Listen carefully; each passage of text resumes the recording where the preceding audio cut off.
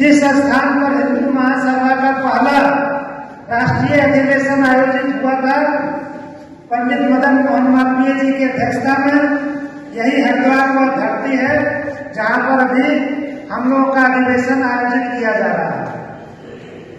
हम लोग कल से, कुछ लोग परसों से ही यहाँ पर उपस्थित है। परसों प्रेस वार्ता थी, कल राष्ट्रीय कार्यकारिणी की बैठक थी और आज महासमिति की बैठक है। यहाँ पर हम लोग विभिन्न विषयों पर चर्चा करेंगे। पदाधिकारियों का विचार आप लोगों के सामने प्रस्तुत होगा कि हिंदू महासभा को मजबूत करने के लिए क्या क्या उपाय किए जाए।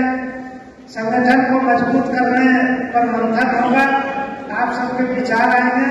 कुछ महत्वपूर्ण प्रस्ताव भी पदाधिकारियों के समर्थन के द्वारा आपके सामने प्रस्तुत होगा, जो यहाँ पर पारित किया जाएगा और भारत सरकार से उसको पूरा करने की मांग की जाएगी। हिंदू महासभा एक संगठन नहीं है, बल्कि हिंदू महासभा देश सेवा और हिंदू सेवा का एक माध्यम है।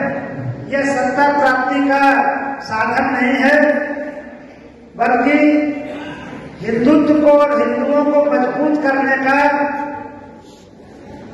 एक संगठन है।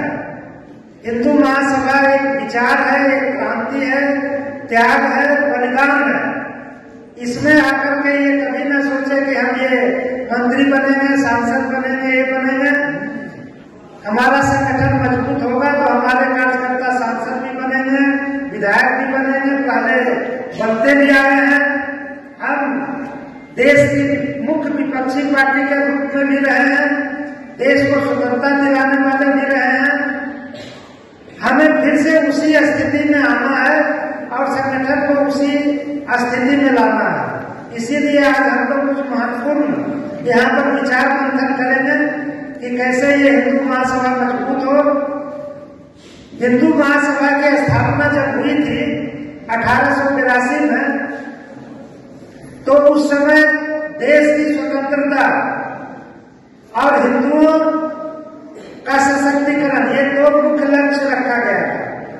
चूंकि ये उस समय का जो काल था, उस समय यहाँ अंग्रेजों का शासन था और हिंदुस्तान अंग्रेजों का गुलाम था, अंग्रेजी शासन यहाँ था।